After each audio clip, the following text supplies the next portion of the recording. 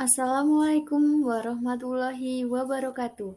Perkenalkan, saya Fifkel Amar Giovanni dari mahasiswa PPG Prajabatan Pendidikan Bahasa Indonesia Universitas Muhammadiyah Surakarta.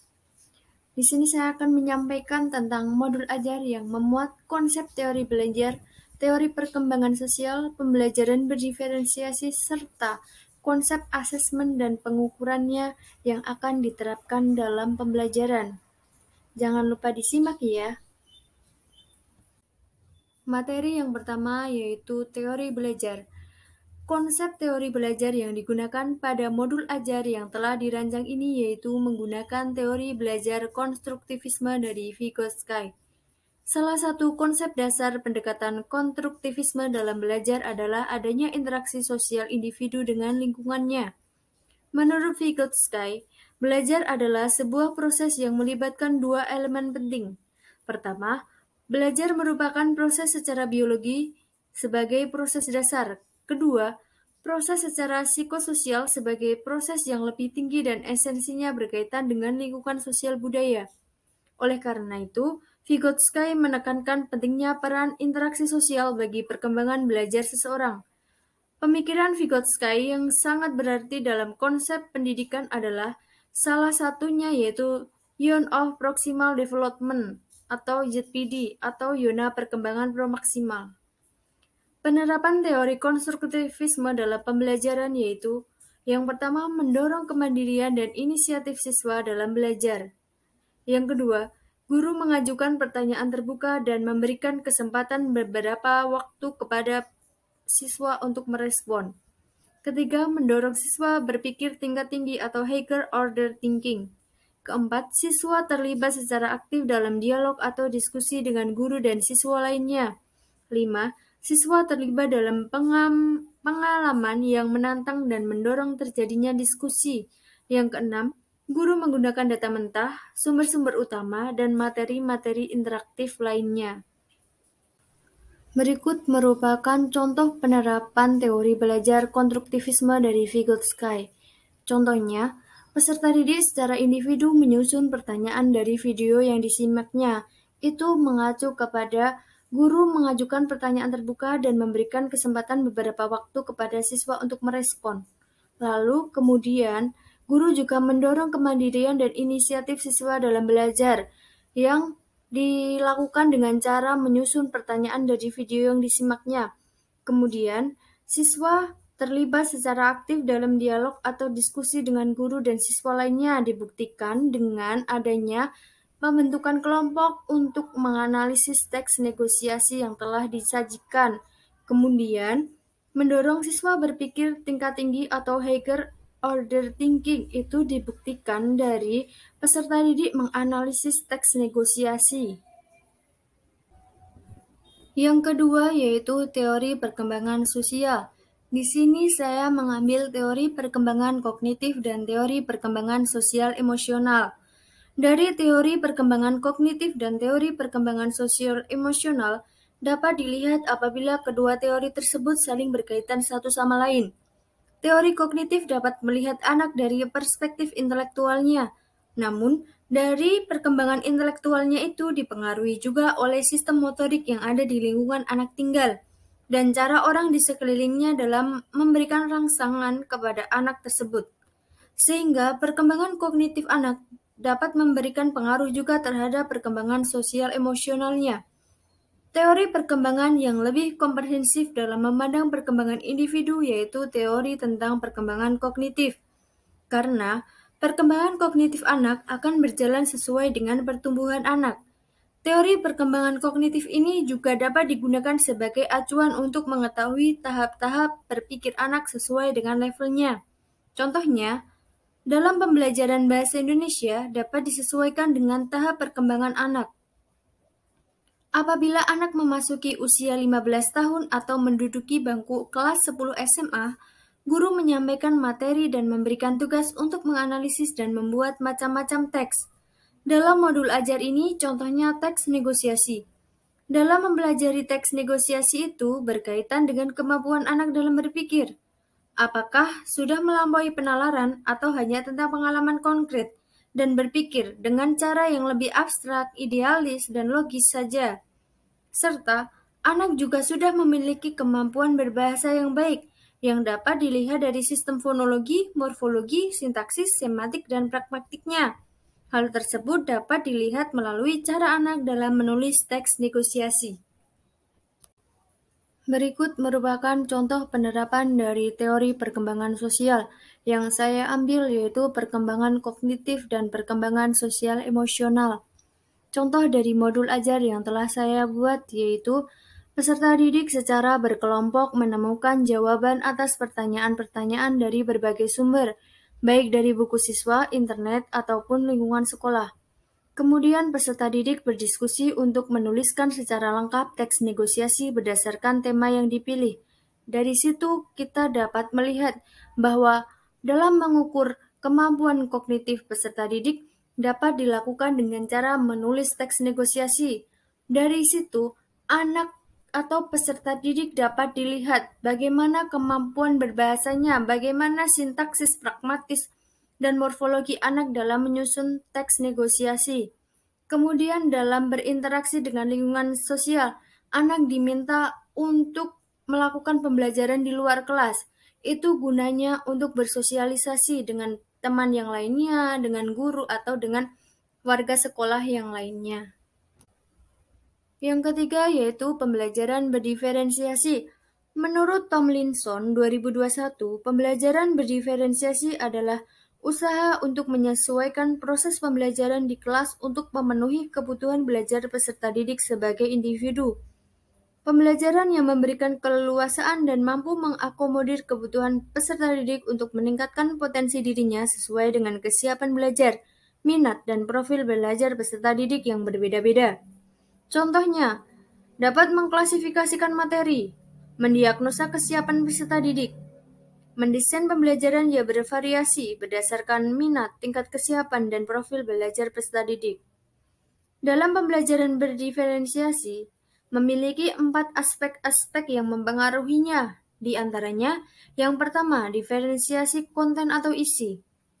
Konten merupakan materi yang diajarkan atau disampaikan pada peserta didik.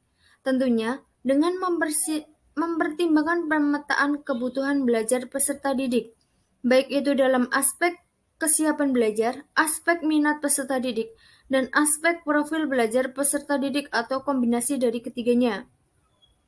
Sebagai contohnya, peserta didik belajar teks negosiasi. Guru menyediakan tentang topik yang disukai oleh peserta didik. Jika dilihat dari aspek profil belajar peserta didik, guru memastikan peserta didik belajar sesuai dengan modalitas belajarnya. Belajar dengan modalitas visual diberikan dalam bentuk gambar. Peserta didik dengan modalitas belajar auditori dapat diberikan materi dalam bentuk audio. Dan modalitas belajar kinestetik dapat menggunakan pekerjaan yang sesuai dengan materi pembelajaran. Yang kedua, diferensiasi proses. Diferensiasi proses mengacu tentang siswa akan memahami, memaknai atas informasi atau materi yang akan dipelajari. Guru harus melihat siswa yang perlu mendapat bantuan dalam belajar. Dapat dilakukan dengan pertanyaan pemandu, apakah siswa bisa belajar secara mandiri ataupun tidak. Hal ini merupakan skenario yang telah dirancang oleh guru. Yang ketiga, diferensiasi produk. Diferensiasi pada produk berupa variasi hasil dari tugas pembelajaran atau variasi untuk penilaian hasil belajar peserta didik. Tugas dan penilaian untuk masing-masing peserta didik dibuat beragam, namun masih tetap mengacu pada tujuan pembelajaran yang sama. Sebagai contohnya, peserta didik membuat produk dari infografis, mind mapping, video, ataupun PowerPoint. Yang terakhir, diferensiasi lingkungan belajar. Lingkungan belajar merupakan salah satu hal yang penting untuk diperhatikan berkaitan dengan keberlangsungan suatu proses pembelajaran dalam kelas.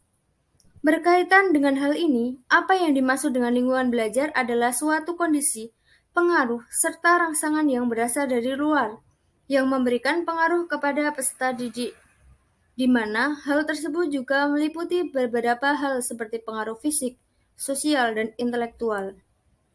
Peserta didik merasa nyaman dengan pembelajaran karena peserta didik dibebaskan untuk memilih tugas dan juga pembelajaran berlangsung dengan menyenangkan sehingga tercipta lingkungan belajar yang nyaman.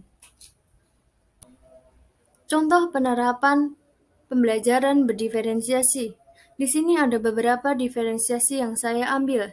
Yang pertama yaitu diferensiasi proses. Itu tentang bagaimana guru membagi kelompok. Lalu diferensiasi konten.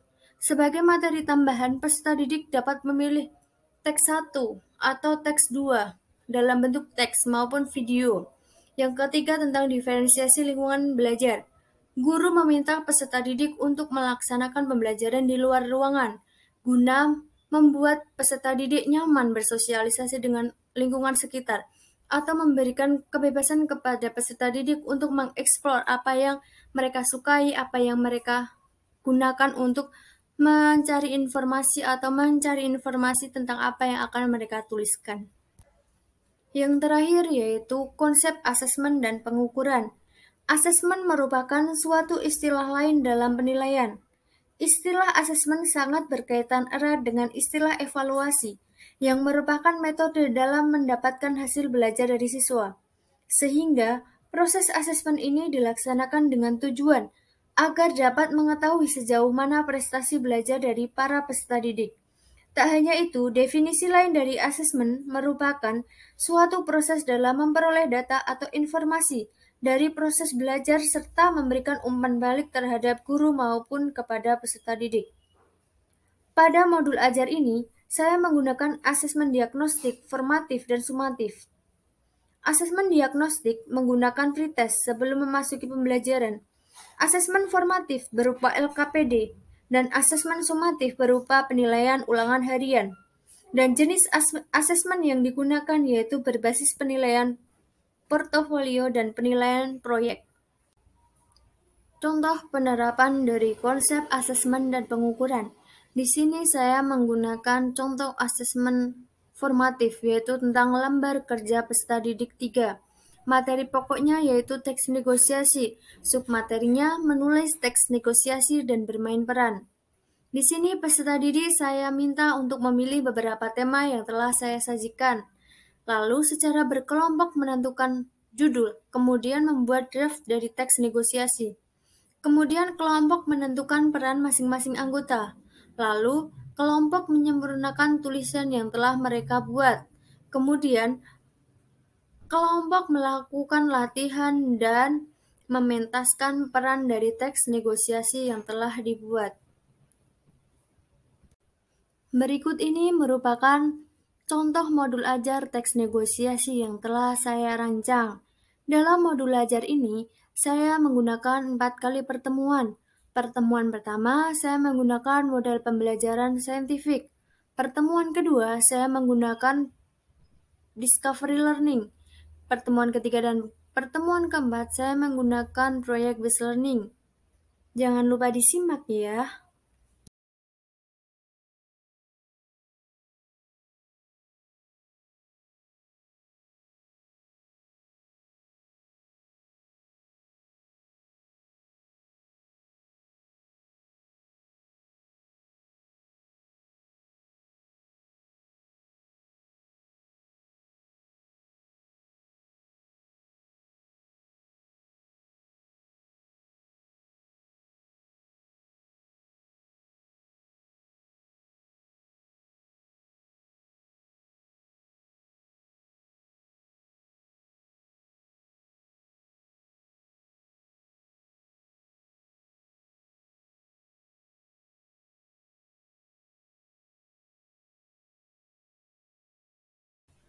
Sekian yang dapat saya sampaikan. Terima kasih atas perhatiannya.